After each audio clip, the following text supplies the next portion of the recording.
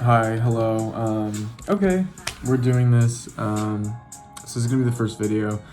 Um, I don't know, I woke up today and I was like, I'm gonna make a YouTube channel, so here we are.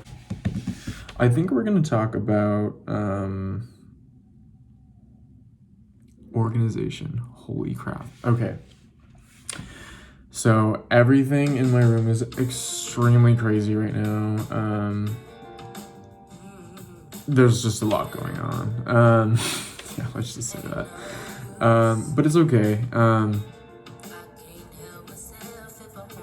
This is gonna be like my little brainchild for my entire journey, and so I'm super excited to share with everyone.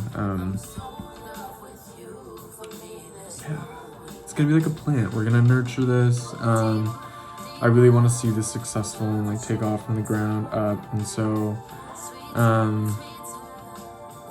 yeah, let's get into it. I haven't started school officially yet, but we are about to start on Monday. And here's kind of like what I've gathered from this week.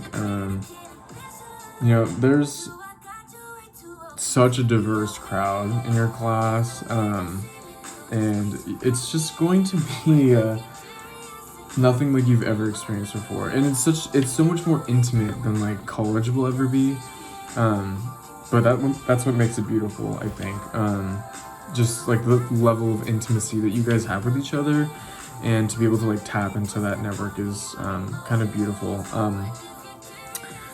So this week, I've kind of gathered a lot of little bits and pieces here, but I think I can fully say like I am confident of where I want to stand moving forward mentally. And I know that sounds kind of ridiculous saying on camera, but like for me, it's really important to have that, especially when you're going into like a new setting. And I always have this kind of like self-talk when I go into like new places, or I'm moving, or new jobs, friends, relationships, whatever. So this week was orientation.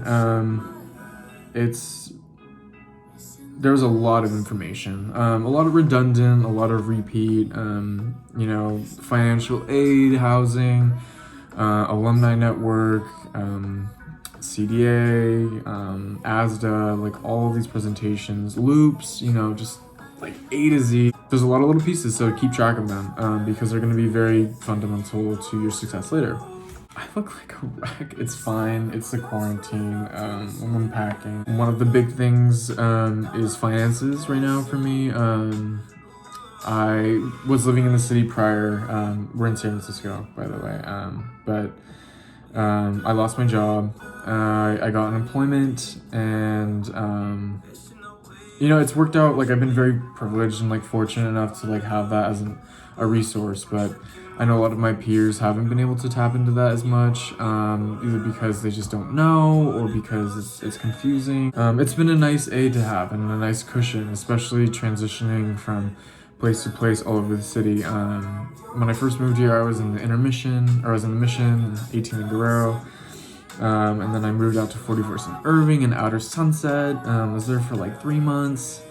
And now I'm in Soma over on by 5th and Mission near Degoni. And so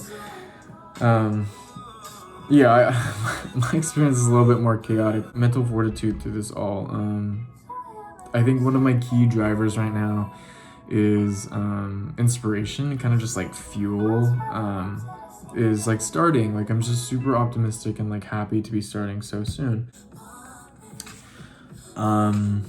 Mental health topic of the day. This has come up a lot recently, especially kind of like interacting with some of my peers and even my friends lately, like imposter syndrome. And so I just want to touch on this a little bit first.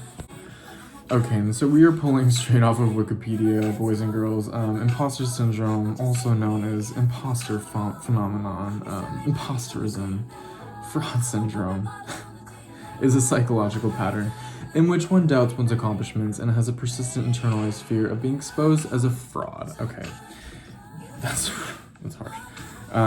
But that's real, like,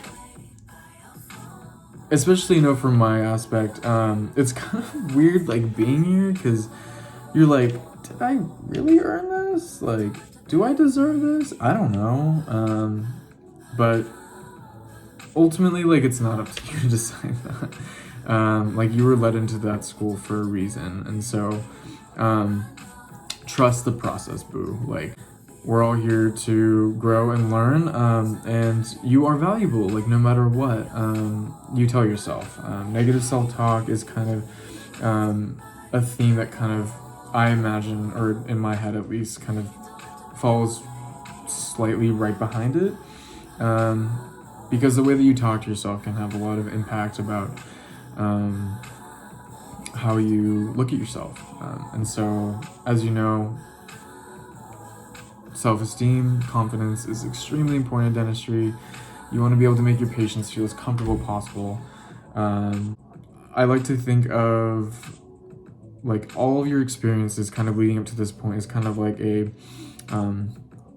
crown prep, or like some kind of like building up a post, you know, and you know, I'm only speaking off of like Instagram experiences here at the moment, but like everything that you built it upon is your foundation, you know, and it's strong.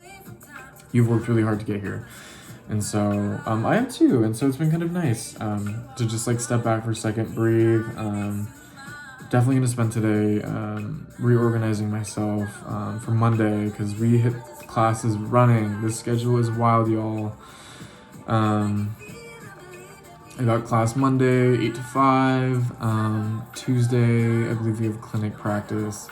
Wednesday, Thursday, alternating schedules. I'm in the even group. A lot of my friends are in the odd group. And so we're going to be rotating in and out of the building. Building's at 50% capacity, or around there, I think. It's going to be social distance. We'll see how Dugoni handles herself. Hopefully it's going to be respectful to everyone's comfort levels and to the CDC guidelines. And so looking forward to that. And then following Thursday and Friday, I believe, or Friday, we do have biomedical sciences classes. And so I can put up on the video a little bit of what we're delving into this first quarter. And so to kind of just get you a little oriented to like understand what is D1 like what is this like, and so we are here for it, y'all. Like, we are here for this. So embrace it, you know, it's gonna be a journey, so strap